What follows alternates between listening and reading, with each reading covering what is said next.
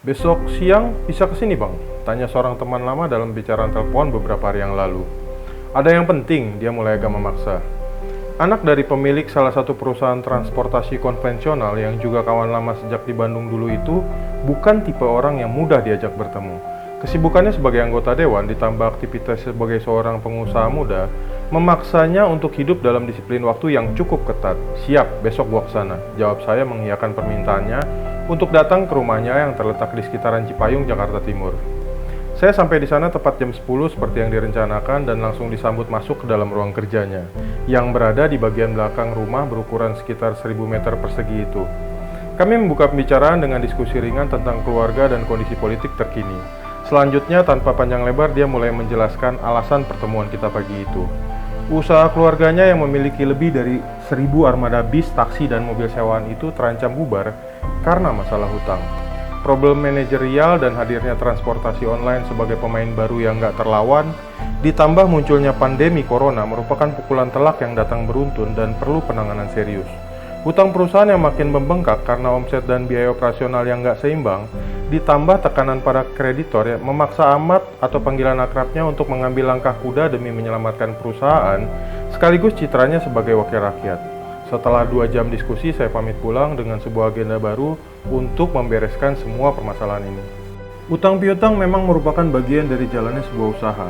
Namun demi menjaga keseimbangan roda usaha, diperlukan strategi bisnis dan tata kelola yang sehat dan transparan. Oke, biar nggak terlalu melebar, saya bicara dari sudut pandang yang saya kuasai aja ya. Setiap utang pasti harus dibayar, karena sebagai seorang pengusaha, akan selalu ada efek samping dari sikap abai dan lalai dari kewajiban membayar utang. Dari surat somasi yang terus datang mengganggu, dikejar-kejar debt collector, digugat perdata untuk uang prestasi, atau mungkin perbuatan melawan hukum. Ada juga yang berusaha membawanya ke ranah pidana sebagai tindak penipuan atau penggelapan.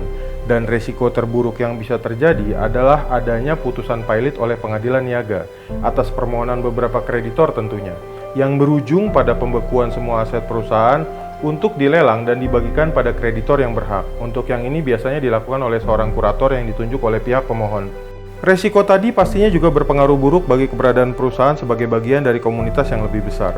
Dalam hal ini perusahaan jasa transportasi kan biasanya tergabung dalam beberapa komunitas seperti Organda, Kadin, HIPMI, Apindo, dan yang lainnya. Jadi walaupun perusahaan lolos dari jerat hukum, tapi berita yang cepat menyebar secara langsung atau nggak langsung merusak kepercayaan pelaku bisnis lain atau mungkin pihak bank untuk melakukan kerjasama di kemudian hari. Belum lagi adanya budaya dari sebagian pengusaha yang juga terjun ke dunia politik menjadi kepala daerah atau anggota dewan. Sedikit aja noda melintang, rusak semua citra baik yang dibangun dengan keringat dan uang yang gak sedikit itu. Terus solusinya apa? Sederhana aja, you bayar you punya utang, atau ajukan permohonan PKPU, atau sekaligus membubarkan diri biar gak pusing lagi. Jadi PKPU atau penundaan kewajiban pembayaran utang itu adalah sebuah opsi buat mereka yang masih merasa mampu untuk membereskan semua utang pada pihak kreditor. Upaya ini dilakukan dalam bentuk perjanjian ulang di muka pengadilan bersama pihak kreditor dan diatur dalam pasal 222 ayat 2 Undang-Undang Nomor 37 Tahun 2004 tentang kepailitan. Sementara bagi mereka yang merasa sudah nggak mampu untuk memperbaiki kondisi perusahaan, ada opsi lain dalam bentuk permohonan kepailitan, baik yang dilakukan oleh debitor itu sendiri atau menunggu adanya upaya dari pihak kreditor. Biasanya setelah adanya putusan pailit, pengadilan akan menunjuk seorang hakim pengawas untuk mengawasi kerja kurator yang ditunjuk oleh pihak pemohon.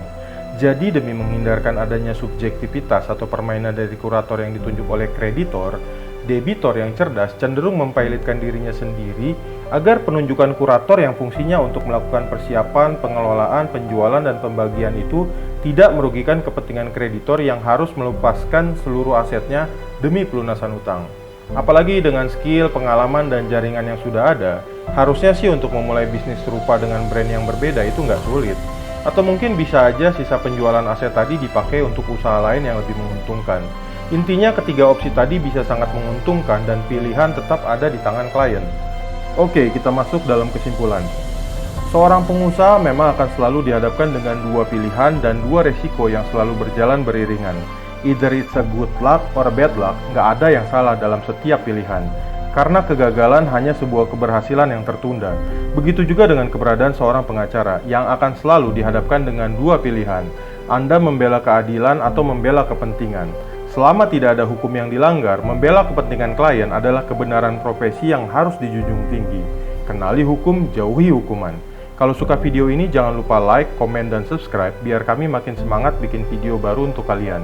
Kalau mau berbagi sama teman atau saudara yang butuhkan, Anda juga bisa share video ini kapan aja. Saya si Batak dari Pulau Jawa, sampai jumpa pada video selanjutnya.